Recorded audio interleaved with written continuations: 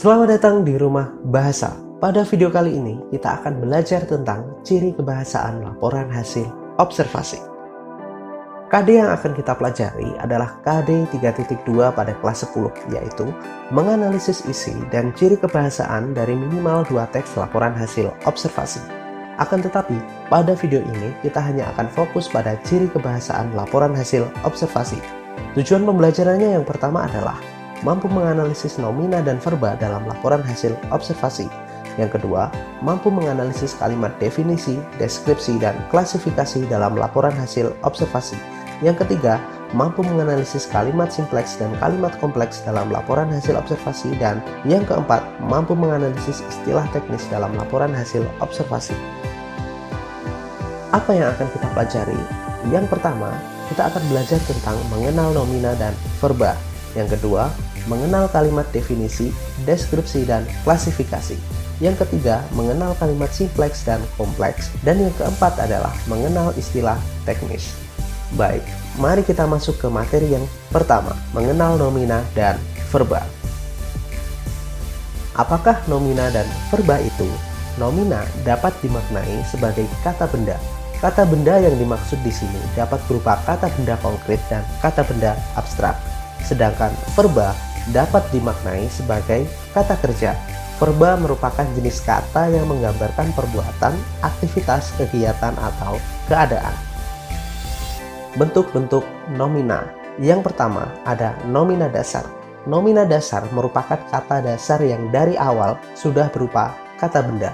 Sedangkan nomina bentukan adalah kata benda yang terbentuk melalui proses morfologis seperti afiksasi, reduplikasi, dan pemajemukan.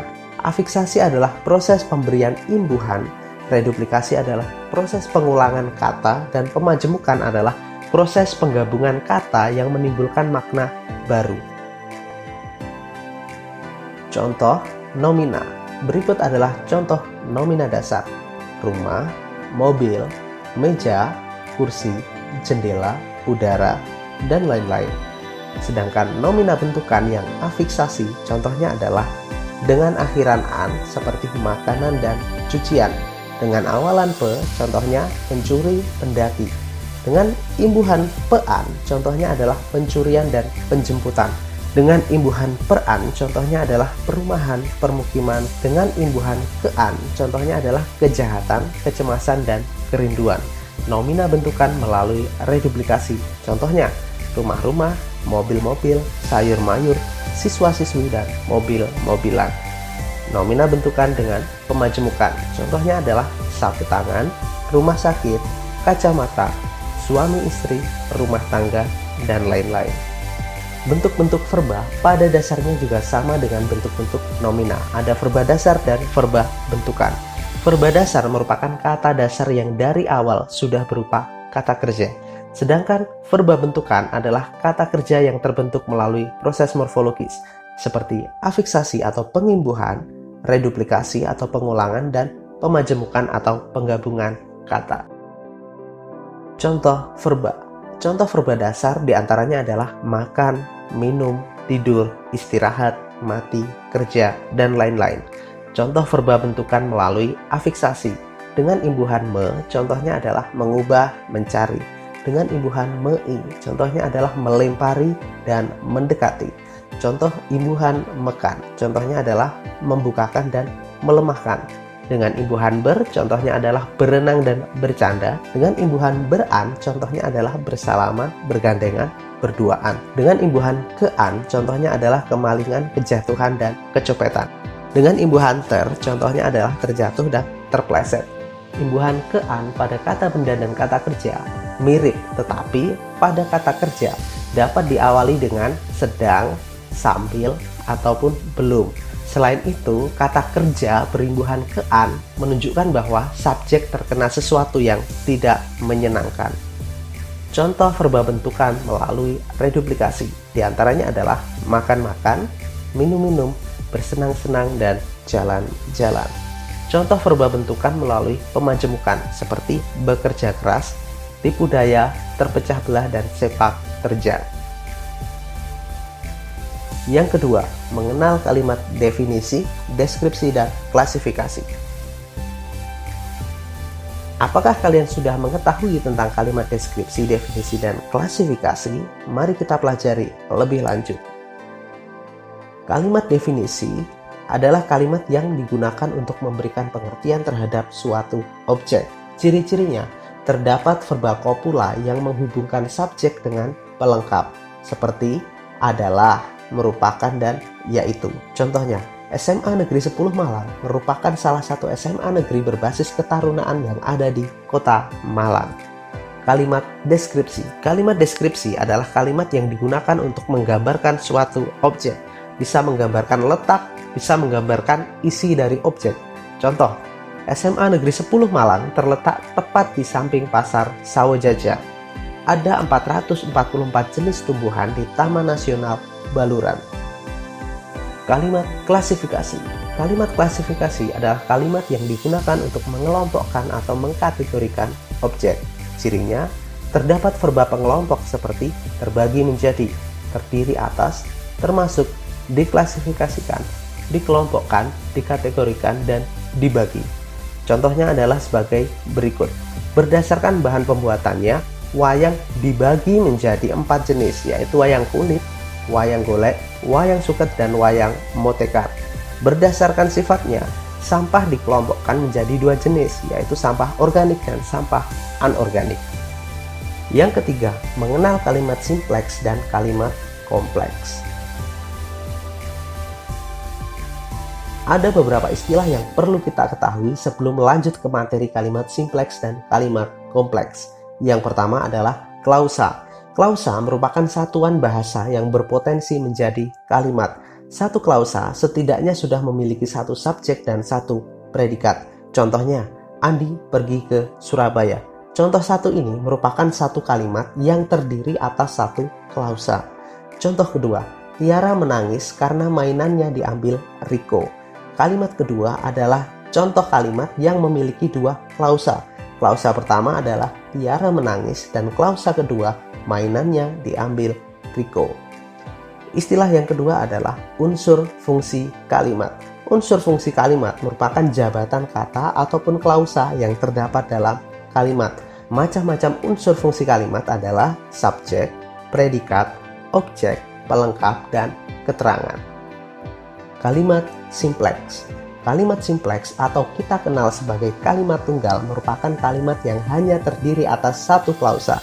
Artinya, kalimat ini hanya memiliki satu subjek dan satu predikat. Contohnya, SMA Negeri 10 Malang terletak di Jalan Danau Grati nomor 1, Sawojajar. SMA Negeri 10 Malang adalah subjek.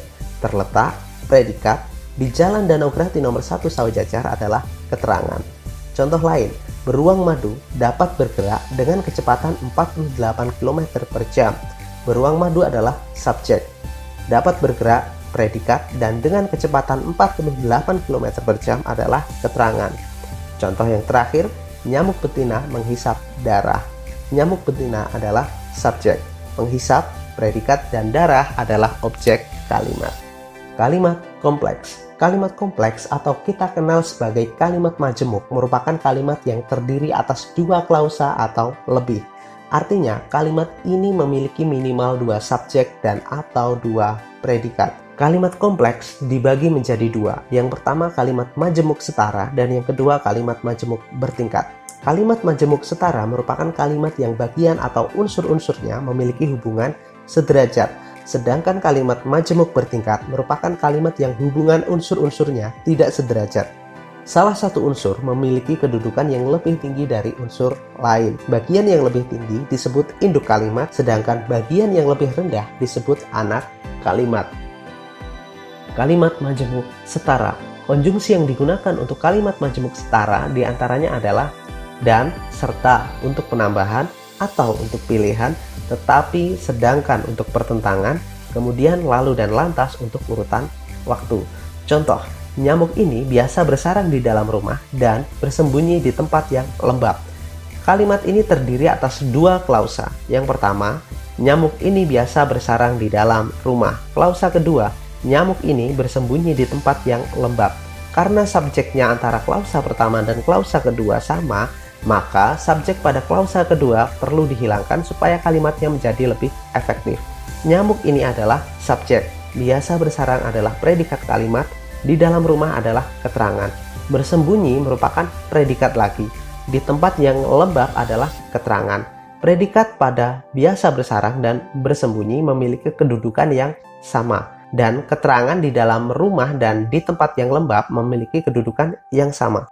Pada kalimat majemuk setara, apabila klausanya posisinya ditukar, seperti nyamuk ini bersembunyi di tempat yang lembab dan biasa bersarang di dalam rumah, posisi konjungsi tidak berubah. Begitupun pada contoh berikutnya, kelelawar aktif pada malam hari tetapi tidur pada siang hari. Kalimat ini terdiri atas dua klausa. Klausa pertama adalah kelelawar aktif pada malam hari, dan klausa kedua, kelelawar tidur pada siang hari. Karena subjeknya sama, pada klausa kedua subjeknya dihilangkan. Apabila posisi klausanya ditukar, konjungsinya juga tidak berubah posisi. Kelelawar tidur pada siang hari tetapi aktif pada malam hari. Pada contoh yang ketiga juga sama. Sampah anorganik tidak boleh dibuang sembarangan atau dibakar. Sampah anorganik adalah subjeknya, tidak boleh dibuang adalah predikatnya, sembarangan adalah pelengkapnya, atau adalah konjungsinya, dibakar predikat lagi. P pada dibakar dan tidak boleh dibuang memiliki kedudukan yang sama. Kalimat majemuk bertingkat. Beberapa konjungsi yang digunakan untuk kalimat majemuk bertingkat diantaranya adalah untuk keterangan sebab menggunakan karena, untuk keterangan akibat menggunakan sehingga, untuk keterangan tujuan menggunakan untuk, agar, dan supaya, untuk keterangan cara atau alat menggunakan dengan, untuk keterangan waktu menggunakan ketika, saat, sejak, sebelum, dan setelah, untuk keterangan syarat menggunakan seandainya, jika, dan apabila, untuk keterangan perbandingan menggunakan bagai dan seperti, untuk keterangan pertentangan menggunakan padahal, untuk penjelas yang posisinya pada objek atau pelengkap menggunakan bahwa, untuk atributif sebagai perluasan subjek, perluasan objek, perluasan pelengkap, atau perluasan keterangan menggunakan yang, untuk keterangan konsesif menggunakan meskipun, walaupun, biarpun, dan kendatipun. Contohnya adalah sebagai berikut. Nyamuk betina menghisap darah karena mereka membutuhkannya untuk bertelur. Kalimat ini memiliki tiga klausa. Klausa pertama, nyamuk betina menghisap darah. Klausa kedua, mereka membutuhkannya. Klausa ketiga, nyamuk betina bertelur. Karena subjek untuk klausa ketiga dan klausa pertama sama, maka pada klausa ketiga subjeknya dihilangkan. Subjek pada kalimat ini adalah nyamuk betina, predikatnya menghisap, objeknya darah. Sedangkan karena mereka membutuhkannya menunjukkan keterangan sebab, dan untuk bertelur menunjukkan keterangan tujuan. Subjek mereka, predikat membutuhkan, dan objeknya ini bukan subjek kalimat tetapi subjek klausa. Sama dengan klausa ketiga, bertelur merupakan predikat klausa bukan predikat kalimat.